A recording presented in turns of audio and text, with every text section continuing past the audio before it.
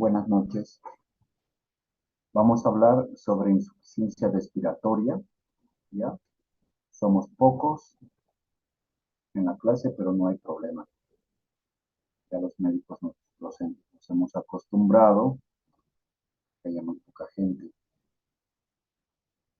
Tengo entendido que hay mucha gente que pasa clases, pero no todos, ¿no? Igualmente, pienso, no soy el único, lo que pasa es que no les dicen, creo, que hay una dejadez en el servicio, por lo menos de medicina interna, donde no se está haciendo lo que se hacía antes.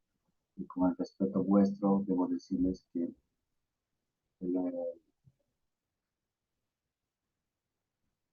el estado de los alumnos a la entrada a internado y el desarrollo del conocimiento en el internado y todo esto ya es sabido por parte de alumnos de otras universidades y no por parte de ustedes, porque creo que esto solamente por ahora está sirviendo para probar. Y es bastante triste, ¿no? Porque este es el momento de aprender, pero aprender bien. Hoy vamos a tocar el tema de insuficiencia respiratoria, que esperemos que les sirva en la práctica. Una pregunta que siempre hacemos: la insuficiencia respiratoria sería, ¿cuál de estas? La correcta. Falla de intercambio gaseoso, es la presencia de hipoxemia, es la presencia de disnea intensa, es el distrés respiratorio agudo o es la falta de oxígeno. ¿Con cuál de estas preguntas ustedes se quedan?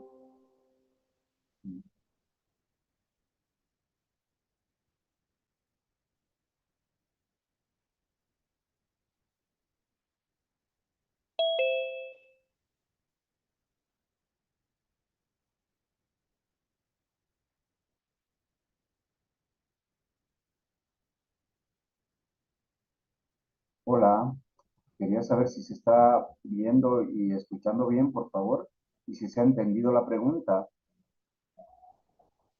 Sí, doctor. Digamos, esta es una pregunta de examen. ¿Cuál colocaron? Es una sencilla respuesta. No sea una pregunta sencilla. Un poco ambigua, eso sí, pero es muy clara la respuesta. ¿Cuál sería para ustedes la respuesta correcta?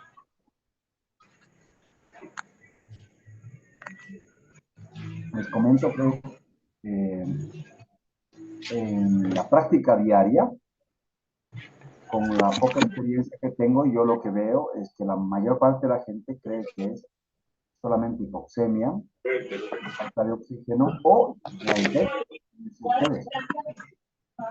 Por lo tanto, definitivamente, obviamente que no es, ¿no? No es solo eso.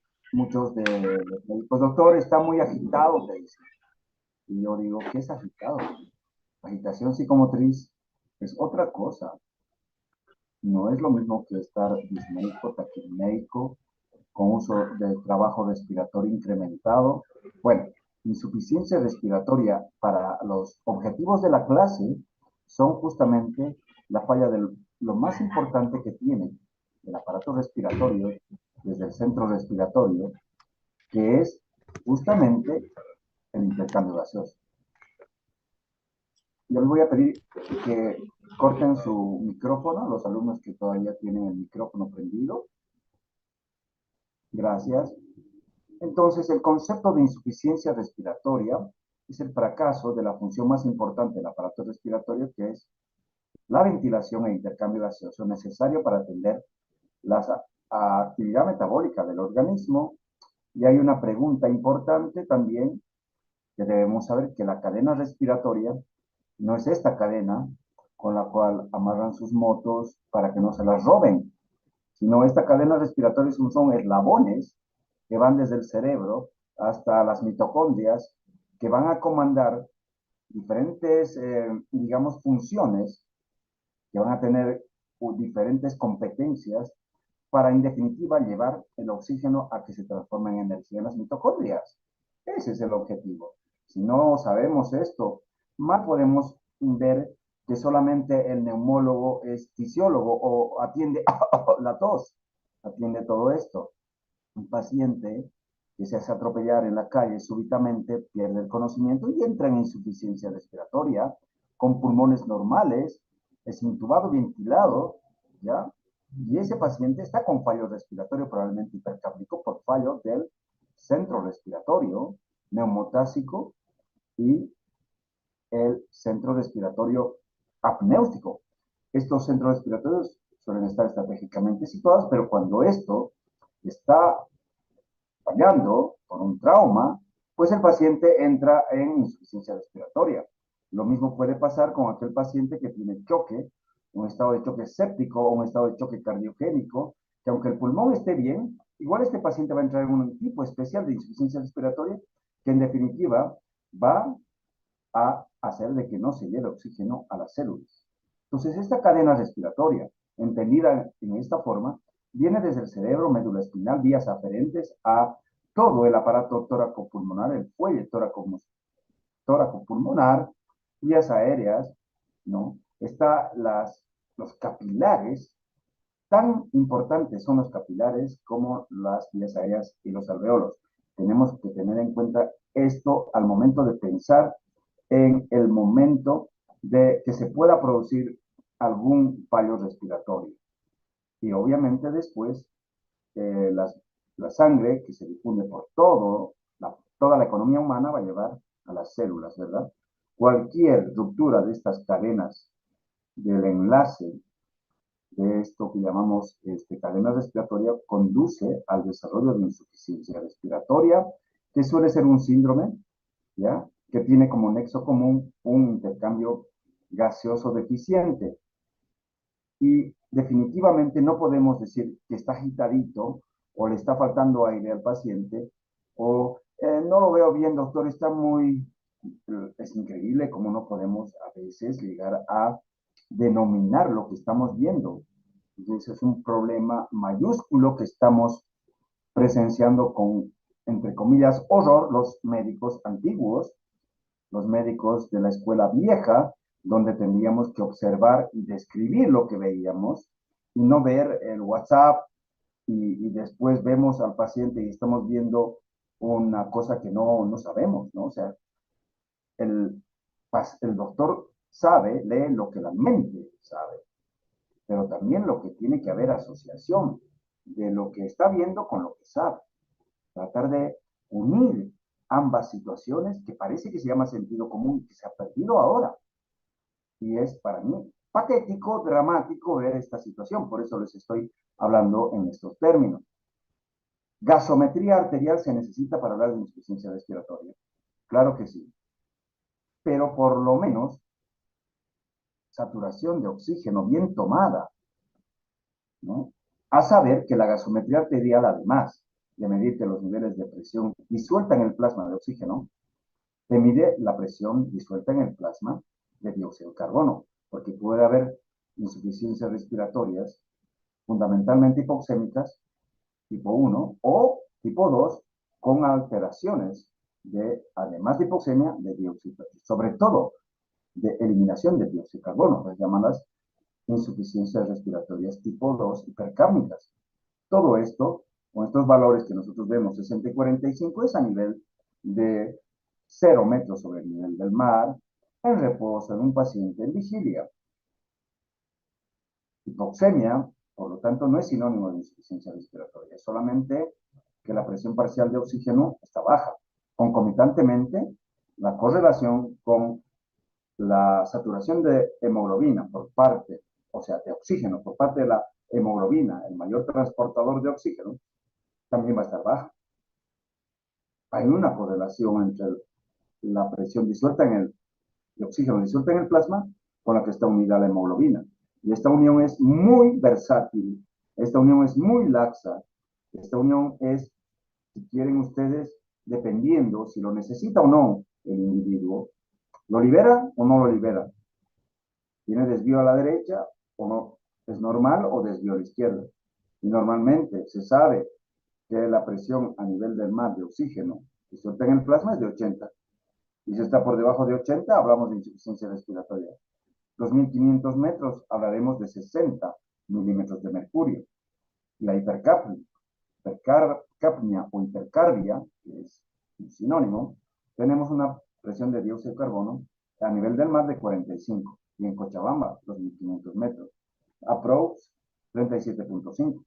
Cuando tenemos por encima de 37.5, 38, 39, 40 ya es hipercapnia. Estos son valores de referencia de gasometría arterial a nivel del mar, donde el pH no cambia ni en la altura ni en el nivel del mar.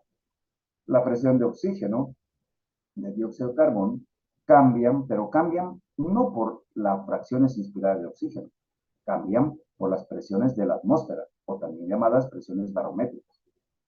La saturación de oxígeno con la cual está unida la hemoglobina varía en el nivel del mar del 90% por encima. Y el bicarbonato, donde sea que estés, es de 22 a 26.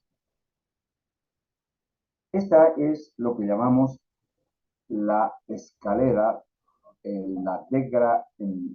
la grada, si tú quieres, de presiones de oxígeno que van desde la presión atmosférica, barométrica, bajando cada vez más las gradas, las escaleras, hasta la presión mitocondrial, que es donde tendría que llevar el oxígeno o llegar el oxígeno. Entonces tenemos una presión barométrica, una presión inspirada de oxígeno que la ingresa a la vía respiratoria, una presión exhalatoria, una presión alveolar que llega hasta los alveolos, una presión que difunde hacia los capilares a minúscula, por lo tanto el A menos A, que es importante y a partir de ahora lo voy a hablar, es la diferencia del alveolo hacia el capilar pulmonar.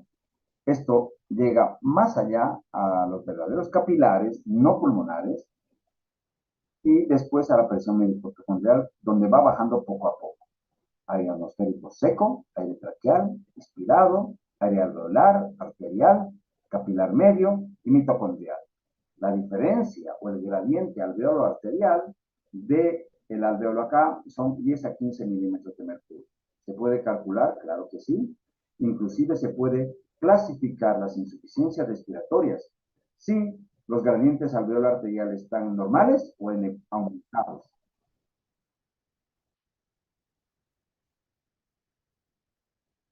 Este es un gráfico muy interesante que recién lo puse porque no tenemos en cuenta la cantidad de ramificaciones de bronquios, bronquiolos, de unidades bronquiolo-alveolares y de alveolos que podemos tener por cada pulmón y similar cantidad de capilares que acompañan a estas unidades respiratorias. Por lo tanto, es una amplia zona de intercambio gaseoso. Y esto es lo que tenemos que tener en mente al pensar en aparato respiratorio. Y también tenemos que tener en mente que no es lo mismo la presión arterial de oxígeno a nivel del mar, donde tenemos la presión barométrica de 760 milímetros de mercurio, la misma que a medida que va subiendo, va bajando. Y en Bogotá, que tiene la misma altitud aprox que Cochabamba, de acuerdo a estudios del doctor Patiño, publicaciones muy serias, hablan de 560 milímetros de mercurio de presión barométrica. ¿Esto incide en la presión de oxígeno? Claro que sí. De acuerdo a la ecuación de gas alveolar, Cochabamba tiene 2.560 metros, por lo tanto estamos ahí. ¿Cómo va a incidir? Pues hay una correlación en la altitud, a mayor altitud, ¿no? Mayor o menor, perdón, presión barométrica. Y a menor presión barométrica, menores presiones parciales de oxígeno, ¿ya? Donde se puede ver PO2, la presión de oxígeno que llega al alveolo, porque es inspirada, y la presión arterial, que va bajando a mayor altitud, va bajando la PO2, porque disminuye la presión barométrica. Y proporcionalmente a que baja la presión arterial de oxígeno disuelto en el plasma, también baja la saturación, caballero. Cochabamba, nos ponemos acá, entonces más o menos estamos tantito más arriba de 60. La presión arterial de oxígeno, ahí voy a poner 0, acá, lo mismo que corresponde a una saturación aproximadamente de 90%. O sea, para Cochabamba, tener una saturación periférica de oxígeno por encima del 90% está bien. Me pasé rápido esto y lo voy a ir más lento. Entonces, nosotros respiramos oxígeno junto con otros gases, pero lo que nos interesa es el oxígeno. Y esta presión de alveolo de oxígeno está dada por una presión atmosférica menos la presión de vapor de aire que ingresa por la verdadera fracción inspiratoria de oxígeno en porcentaje, una cosa es presión y otra cosa es porcentaje, menos la presión que llega al alveolo de dióxido de carbono sobre el cociente respiratorio llamado cociente entre la producción y eliminación de dióxido de carbono del organismo. ¿Se puede reemplazar esta fórmula del gas alveolar? Claro que sí. La de la atmósfera, midiendo la presión barométrica de Cochabamba. A nivel de mar, 760. Cochabamba, 560. Esta es la porcentaje de vapor de agua que ingresa a las vías respiratorias y se considera como una constante de 47%. 560 menos 47, o 760 a nivel del mar menos 47. Por estés en la China, estés en el Alto, que hoy día se juega un partido de fútbol en el Alto, estés a nivel del mar, el porcentaje de vapor o de oxígeno, perdón, es del 21%. Lo que baja es la presión atmosférica. Pregunta normalmente enseñada y elaborada en los exámenes, donde hemos visto que solamente aprueba un cuarto de los pacientes, de los alumnos. Todo esto menos la presión de dióxido de carbono medida en la gasometría arterial, porque no hay mucha correlación, son 5 milímetros de mercurio del alveolo que difunde al capilar. En este caso, digamos, fue 40, podría ser 37, etcétera, la que tú midas por gasometría, sobre el cociente respiratorio que normalmente es 0.86. Si hacemos el reemplazo de todo, llegamos a la que la presión de alveolo, la presión de oxígeno alveolar, es de 100, digamos a nivel del mar. Una cosa, por lo tanto, es presión alveolar de oxígeno y otra es presión arterial de oxígeno. Una A mayúscula de una A minúscula, por eso les pregunto qué es el gradiente o cuál es la relación A menos A. La relación A menos A es de 10 a 15 milímetros de mercurio en condiciones normales, por si acaso. Muy bien. Tener en cuenta que de esas unidades alveolares tenemos justamente 300 millones por cada pulmón, y esto equivale a una de esos 300 millones, la campanita del alveolo con el capilar. La campanita tiene una ventilación alveolar que es oxígeno inspirado, que produce la presión de oxígeno en el alveolo, donde correlaciona con una unidad capilar que pasa sangre venosa no oxigenada y llega al extremo del capilar oxigenada, obviamente. Hay un equilibrio, ¿no?, rápido, ya van a ver ustedes, de presión de oxígeno de sangre desoxigenada a sangre oxigenada.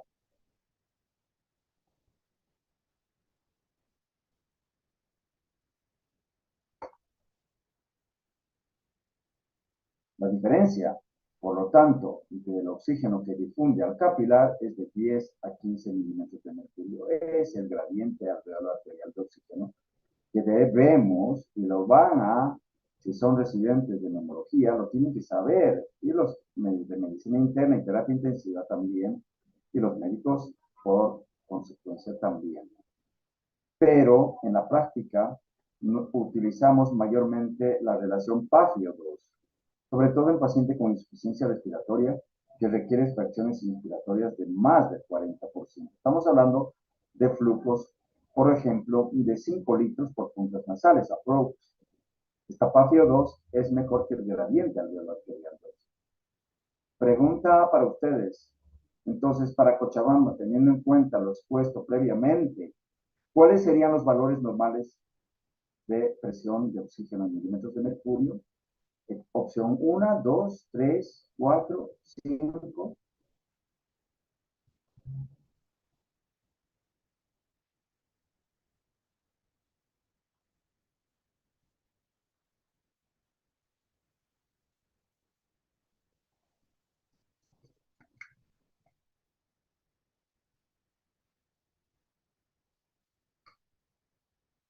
Parece que estoy con chatbot en clases. Si no me responden la próxima, cualquier cosa, 6, doctor. yo voy a dar por concluido. Perdón, ¿cuál sería? ¿Cuál dices, hija? 56, doctor. No, debería ser 60 o más, como le dije. Y en este caso sería opción 1, 62. En realidad 60 o más tampoco es 80 ni 100, eso es a nivel del mar. Pero 60 se calcula que es la presión de oxígeno a nivel de 2.560 metros. Respóndanme, por favor, porque si no voy a creer que están como que yo voy a estar con un chatbot. La concentración de oxígeno en el aire, por lo tanto, altitud de 2.600, presión barométrica 560, la presión que llega en el ambiente es 117, pero otra cosa es la que difunde, ¿verdad? Que son de 10 a 15 milímetros de mercurio más bajo. Entonces, aquí voy viendo esto que es interesante, donde voy viendo las diferentes presiones de oxígeno y dióxido de carbono en diferentes lugares y diferentes altitudes. Yo veo Bogotá y lo voy a poner como Cochabamba, igual que Ciudad de México, más o menos. Y lo voy a poner La Paz, que es otra cosa, más alta, con mayor o menor presión barométrica. Entonces, fíjate que en Bogotá, yo lo pongo como Cochabamba, tengo una PO2 de 62 y tengo una presión de dióxido de carbono más baja, 35. Y en La Paz, 3.500 metros, voy a tener menor presión de oxígeno, o sea, va a ser 57 en un estudio publicado justamente en Bogotá, y una PaO2 más baja todavía, porque el paciente que está en altitud está habitualmente adaptado con una respiración más rápida. ¿No es así? Bien, eso tiene que quedar bien claro. Por lo tanto, la concentración de oxígeno no varía. Lo que varía es la presión barométrica, que incide en la presión de oxígeno. Y por lo tanto, va a haber hipoxemia llamada hipobárica, donde yo tomo los gases arteriales, que en este extremo, en la gasometría, tengo esta presión de oxígeno y esta presión de dióxido de carbono. Esto será suficiente. O sea, lo que quiero llegar a que ustedes comprendan es que gasometría arterial está correlacionada estrechamente con la saturación. Por lo tanto, a mí me interesa saber esta respuesta. ¿Cómo se transporta o cómo viaja el oxígeno en el torrente sanguíneo? ¿Se disuelve en el plasma? ¿Está unido a alguna proteína de transportación? ¿Está unida a la hemoglobina? La proteína en realidad, la hemoglobina. ¿Está en forma de partículas gaseosas o está unida a la carboxihemoglobina? ¿Qué opción pondrían acá? ¿Uno, dos, tres, cuatro o cinco o más de una?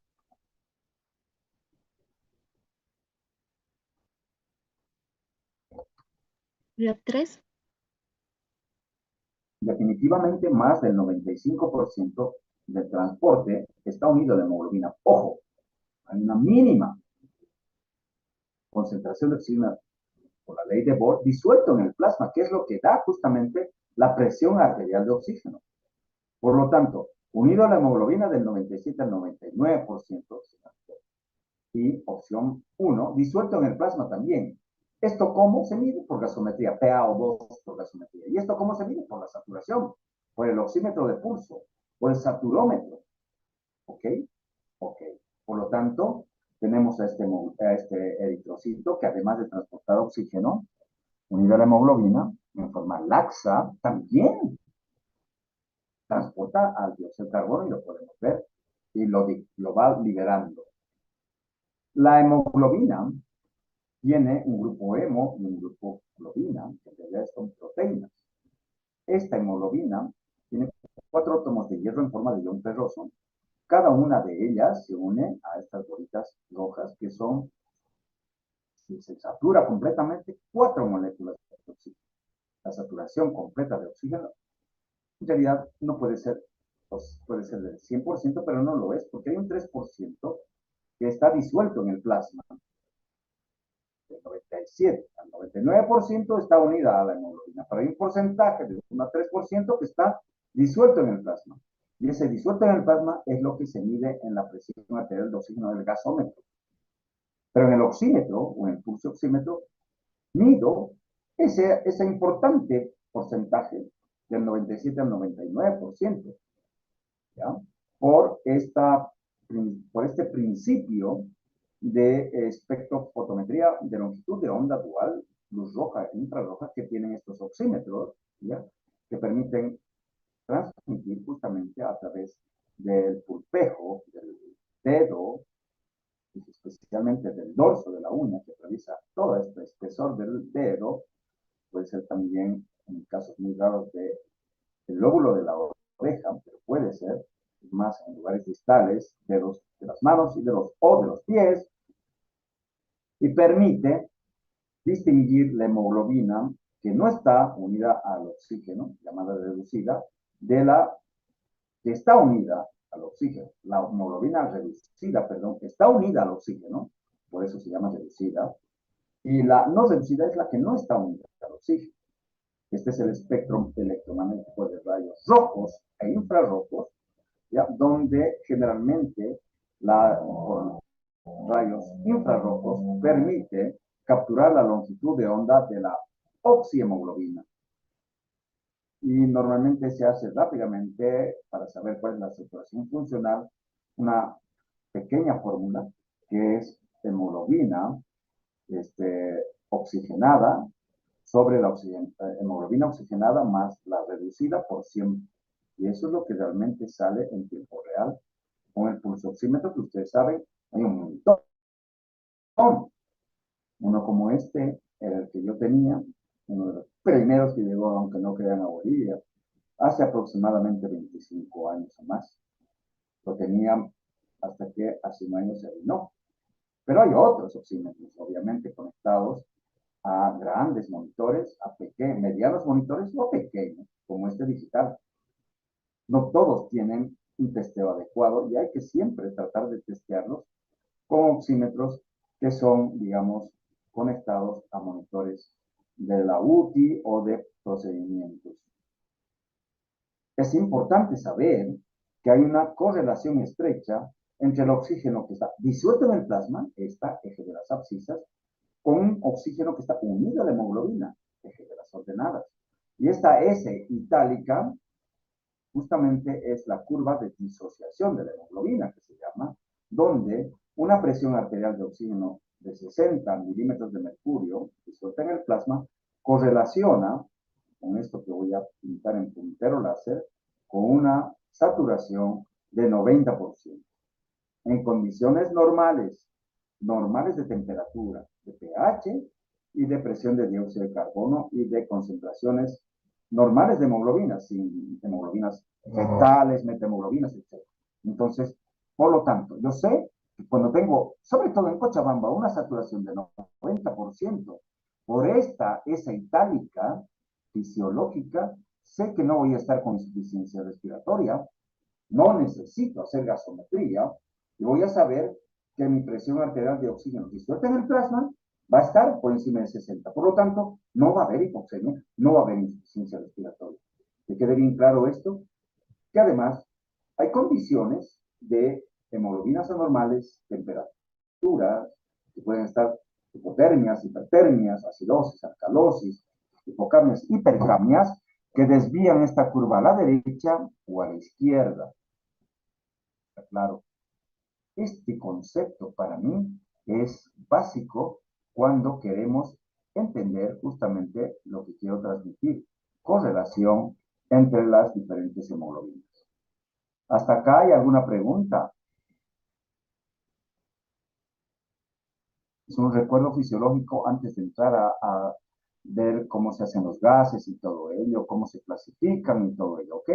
Bien, entonces, la insuficiencia respiratoria, se puede decir entonces que la presión arterial de oxígeno a nivel del mar es de 80, pero varía con la edad y hay una fórmula de calcular a través de la edad. ¿Por qué? Porque los volúmenes pulmonares están más bajos, la compliance está más disminuida, es decir, hay una rigidez torácica y pulmonar, y la circulación tampoco es la misma, y por lo tanto, esta fórmula se puede calcular de 109 menos 0.43 por la edad en años, generalmente a partir de los 80. Hay factores intra y extrapulmonares que van a regular la presión de oxígeno y de dióxido de carbono y que tienen que ver con la fisiología respiratoria. Factores intrapulmonares como la difusión de oxígeno alveolo capilar, los cortocircuitos, relación ventilación-perfusión, extrapulmonares como son la presión de oxígeno inhalado, el gasto cardíaco, consumo de oxígeno, la hemoglobina que tiene mi paciente, temperatura del paciente, equilibrio ácido-básico. Y este cuadro también es importante antes de hablar de insuficiencia respiratoria, porque hay mecanismos que fallan. No solamente es la difusión de oxígeno, puede fallar la ventilación, un trastorno ventilatorio restrictivo obstructivo mixto, porque incorpora menos cantidad de oxígeno, es decir, 500 ml de volumen corriente o menos, o porque tiene más respiraciones por minuto, taquidinémico, va a tener una ventilación total menos y ese paciente va a hipoventilar. Puede este espacio muerto anatómico que normalmente se desprecia al momento de calcular, puede incrementarse en algunas condiciones, ¿ya? Pero normalmente un volumen tidal de 500 tiene que ser restado en condiciones fisiológicas normales del espacio muerto anatómico 150 ml. Esto se multiplica por la frecuencia respiratoria y esto es lo que se llama ventilación alveolar. Que quede bien claro.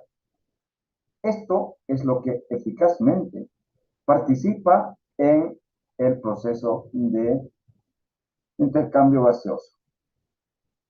La difusión es a través de la membrana alveolo-capilar y cuando hablé de enfermedades intersticiales, que parecería que estuviera hablando una cosa de cuento de hadas, no sé qué, pero tiene que ver con estas 0.105 micras, que es el espesor de la membrana alveolo-capilar que en las intersticiopatías se altera. Y por lo tanto la difusión está alterada y por lo tanto el gradiente va a estar incrementado. Se puede medir con el A-A, sí, se puede calcular, pero también se puede hacer con equipos que midan esta ley de Fick, que tienen que ver qué cosas en la difusión. No solamente es diferencia de presión de un lado al otro, tiene que ver también el espesor de la pared, el área de superficie difundida, ¿ya? Y todo eso entra en lo que llamamos ley de Fick. Por lo tanto, el otro mecanismo también que puede estar alterado, fisiológico, es la relación de ventilación-perfusión, que en condiciones normales es igual a 1.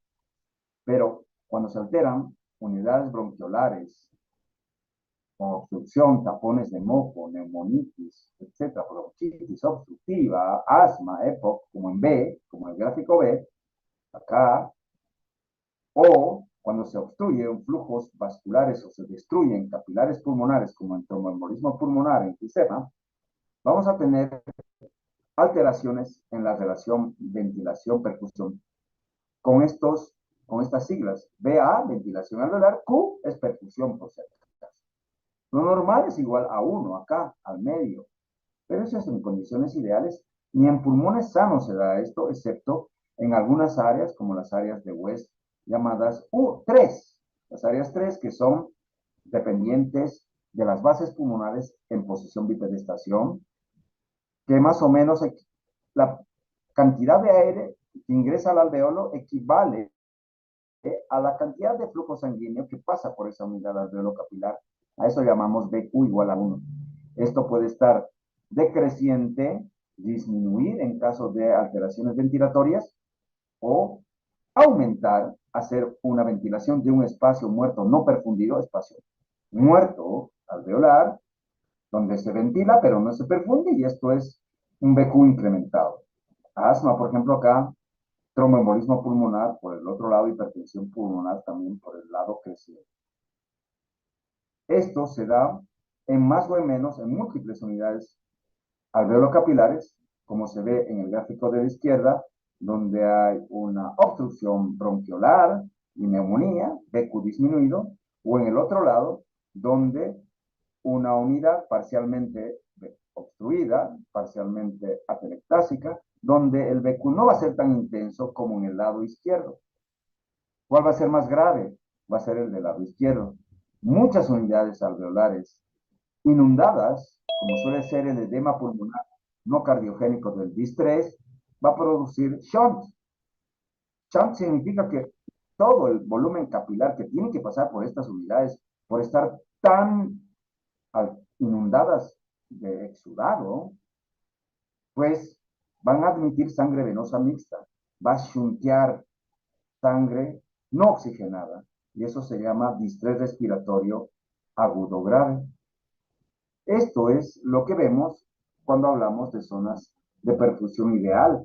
Esta zona de perfusión ideal, recordando fisiología, está en las bases, donde la presión arterial de oxígeno es mayor que la presión venosa, que es mayor que la presión alveolar.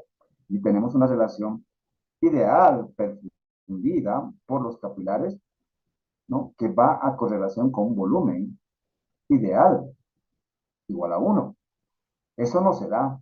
Por ejemplo, en posición en bipedestación tenemos una zona 1 de West, las zonas superiores de los pulmones, donde ven ustedes en las radiografías, generalmente en PA, posterior anterior, que arriba están pocos vasos sanguíneos y mucho aire, se ven más oscuros los pulmones. ¿Por qué? Porque tenemos mayor presión alveolar, que determina mayor presión arterial de oxígeno, que determina mayor presión venosa.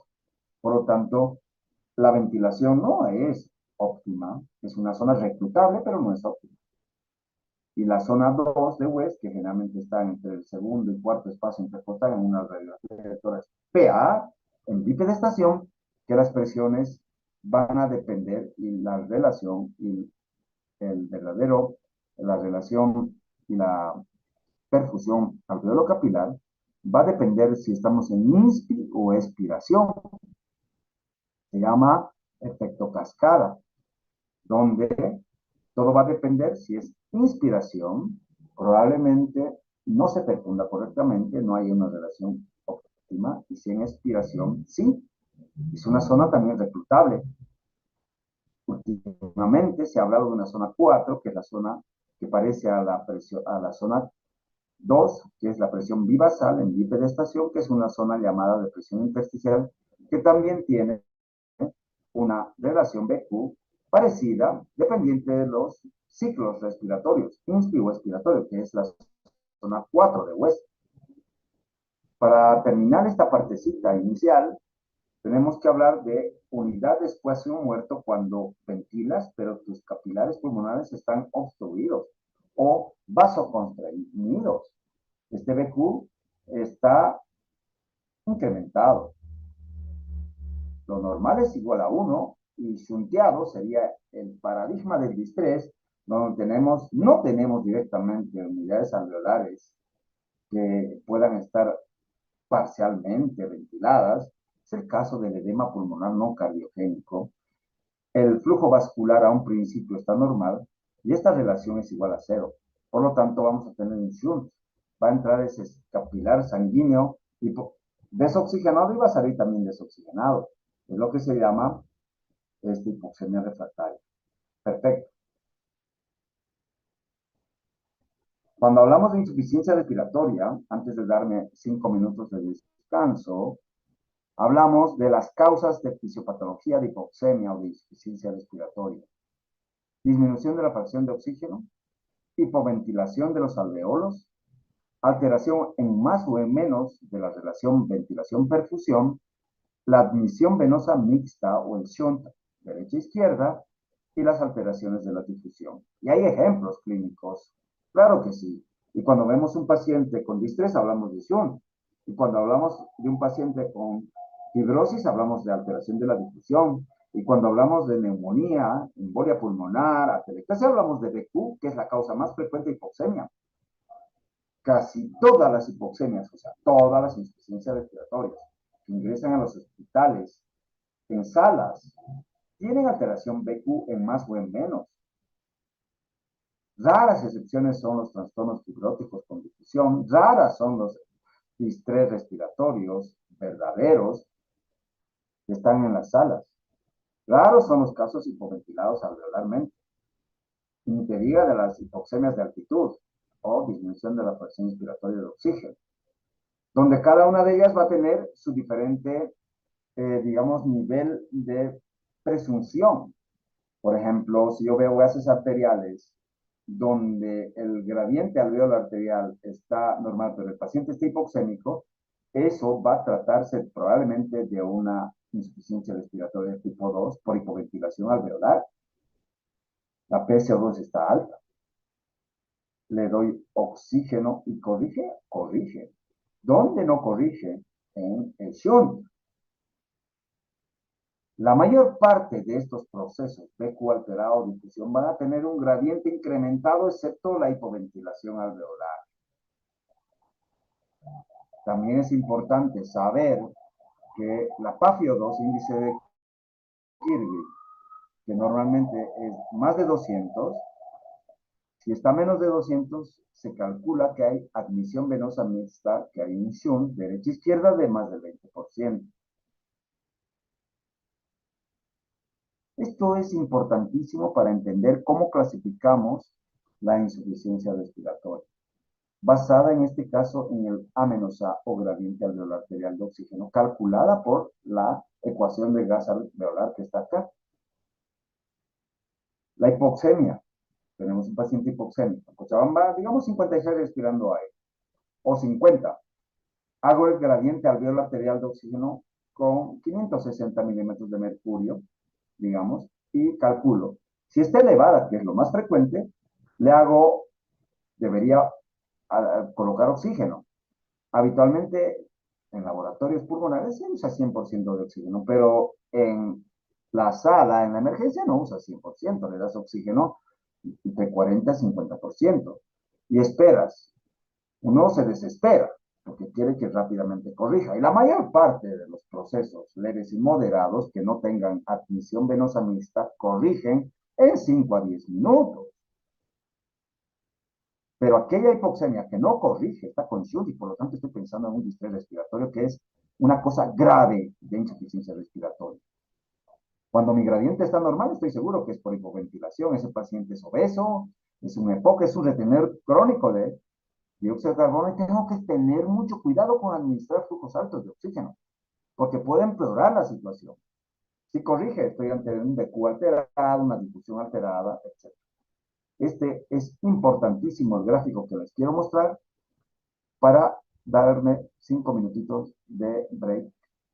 Nos vemos en 5 minutitos.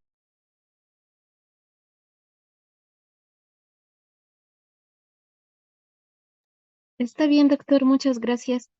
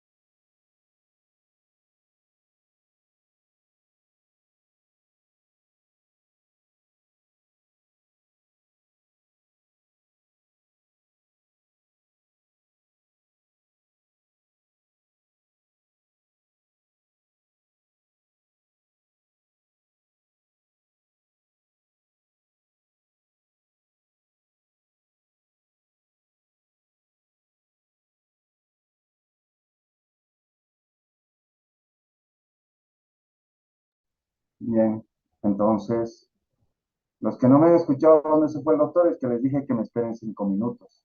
Me tardé un poco más. Se ve que no están presentes ahí.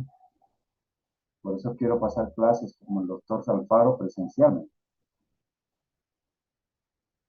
La insuficiencia respiratoria tenemos que clasificar y diferenciar de lo que es hipoxemia, que es de por debajo de 80.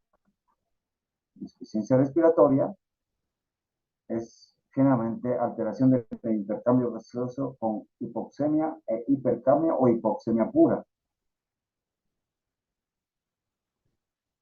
Las hipoxias son el aporte disminuido a los tejidos y las hipoxias no es lo mismo que hipoxemia, que es concentración de oxígeno en sangre, en presiones de milímetros de mercurio. La hipoxia, la disminución de oxígeno que llega a las células, a los tejidos, y esta puede ser hipoxia hipoxémica, circulatoria, anémica y disóxica. ¿Y cómo se diferencian por las causas? La hipoxémica, la mayor parte de las insuficiencias respiratorias. La anémica, por justamente como su nombre lo indica, disminución de los hematíes, transportadores de oxígeno. La circulatoria en el caso de estados de choque, y las hipoxias hipóxicas o disóxicas son donde hay disminución de la extracción tisular de oxígeno por intoxicación, por sepsis, etc. La insuficiencia respiratoria se clasifica en varios ítems de acuerdo a algunas situaciones. En este caso, podríamos decir que las hipoxemias se clasifican en tipo 1 o oxigenatoria y tipo 2 o ventilatoria. La tipo 1 son fundamentalmente hipoxémicas. La tipo 2 son fundamentalmente hipoxémicas, pero con hipercapnia. Las hipercapnias son elevación del dióxido de carbono en sangre, producto de alteraciones en la producción o la ventilación alveolar, donde el cociente de dividir producción de dióxido de carbono sobre la ventilación alveolar es el producto justamente de la presión de dióxido de carbono medida en sangre, que normalmente a nivel del mar es de 40. Ya les dije que a nivel de Cochabamba es 37.5 aproximadamente. ¿De dónde viene el dióxido de carbono de los tejidos? En transformación de los hidrogeniones, que habitualmente con el bicarbonato reabsorbido del riñón forman el ácido carbónico y en la sangre se disocia en agua, que es eliminada de los pulmones, llegando una vez los capilares o a las unidades alveolo-capilares, y en dióxido de carbono, que también es exhalado. Entonces, una cosa es lo que está transportado en la sangre, también por la hemoglobina, como carbaminohemoglobina, y otra cosa es que se disocia a nivel de oxígeno y es eliminado junto con el agua en la ventilación. De ahí viene, cuando el problema es en la ventilación, entonces tenemos problemas de hipercapnia. Y también cuando el problema es en la producción de dióxido de carbono. Si mi paciente tiene hipoventilación porque tiene una cifosis, una obesidad, voy a tener un volumen minuto disminuido y una hipoxemia con gradiente normal.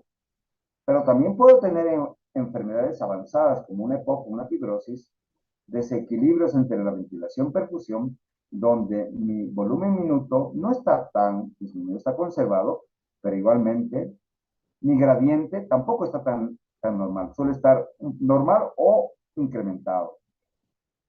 De acuerdo al tiempo de instauración, la insuficiencia respiratoria puede ser aguda, que son la mayor parte de causas de hospitalización. Cuando un paciente tiene influenza, COVID o cualquier neumonía que no tiene insuficiencia respiratoria, no se interna, no se debe internar. Para eso tienes que evaluar en la emergencia. Si estás internando, eres un nabo, estás haciendo perder plata a tu trabajo, o tal vez estás haciendo ganar plata, si eso te importa. Estás haciendo perder dinero al paciente o a la institución en la cual trabajas porque no tienen criterios de internación. El paciente con insuficiencia respiratoria crónica tampoco se interna. Ese paciente, hay muchos que están en la casa. Eso es lo que queremos evitar como neumólogos, pero es inevitable. Y el crónico que se agudiza, sí se interna. Entonces, hay dos causas muy frecuentes de ingresos hospitalarios por causa respiratoria.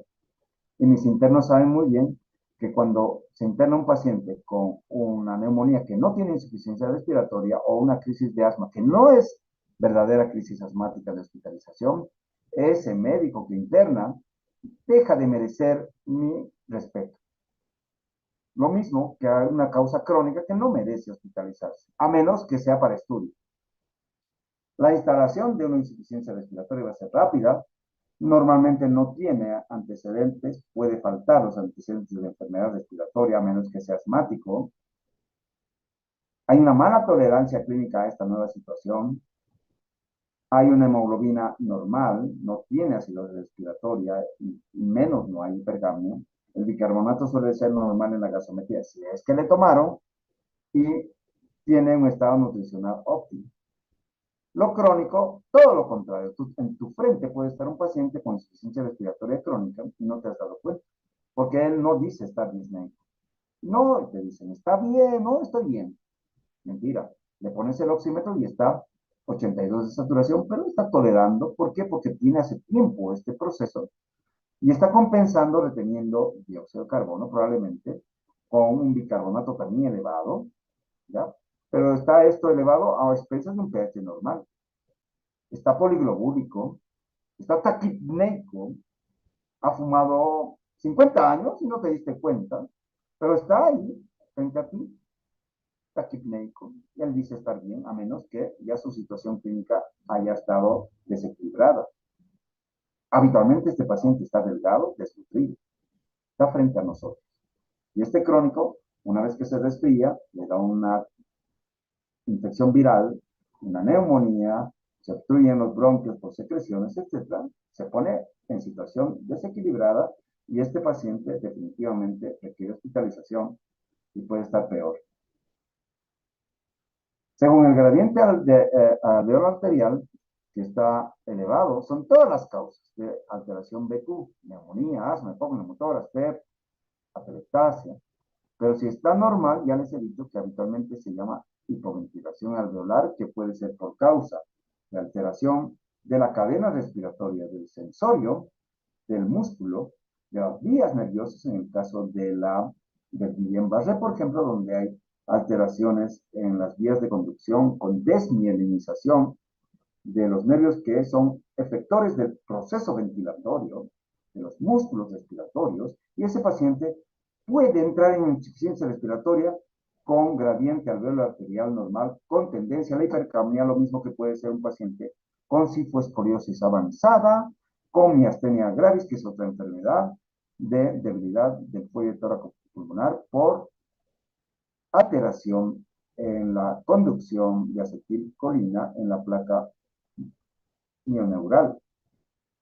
Este es un gráfico interesante también, donde vemos que de acuerdo a las insuficiencias respiratorias tipo 1 y tipo 2, tenemos, según el nivel de dióxido de carbono, una diferenciación de las enfermedades. Un paciente con hipercapnia puede ser con pulmón sano o pulmón enfermo. Con pulmón sano es una situación súbita, un TEC, un paciente con enfermedad neuromuscular, un Guillain-Barré, uno que se sobredosificó por sedantes, que se sobredosificó por, qué sé yo, fentanilo, que muere en Filadelfia, Estados Unidos, pues entran con insuficiencia respiratoria hipercápnica, pulmón sano. Los con pulmón enfermo, aquel asmático EPOC bronquiectásico que se agudiza. Puede ser con hipercapnia, hay que tener cuidado en darles oxígeno a estos pacientes porque puedes empeorar. Sin hipercapnia son los pacientes agudos o crónicos. Los crónicos también puede ser un EPOC agudizado sin hipercapnia, con gradiente alveolo arterial incrementado, una crisis de asma, una agudización de una fibrosis pulmonar o enfermedad intersticial difusa, hipertensión pulmonar, etc. Y lo agudo, de acuerdo a la placa, es una atelectasia localizada, una neumonía, un gran tumor, un gran derrame, ¿no? Donde vas a tener una situación de hipoxemia sin hipercapnia, es decir, fundamentalmente hipoxémica, o lo que hemos visto estos últimos años, las neumonías con distrés por virus grave como el COVID crítico o ahora la influenza crítica, que producen distrés y que son enfermedades de instalación aguda, fundamentalmente hipoxémicas, con infiltrados pulmonares difíciles. ¿Qué hago? Gasometría. ¿Hay cronicidad? No. Entonces veo dióxido de carbono, gradiente alveolar arterial, placa de tórax y de acuerdo a eso voy ubicándome para saber si ha sido aguda, crónica o crónica agudizada. La incidencia de la insuficiencia respiratoria aguda lamentablemente aumenta con la edad y tenemos a partir de los 55 años el número de casos que se van presentando por cada 100,000 habitantes, por ejemplo, hace más de 20 años en Estados Unidos, y esto no ha cambiado, es más de 20,000 por cada 100,000 habitantes. Ni hablar entre los 65 y 70 y ni hablar más adelante.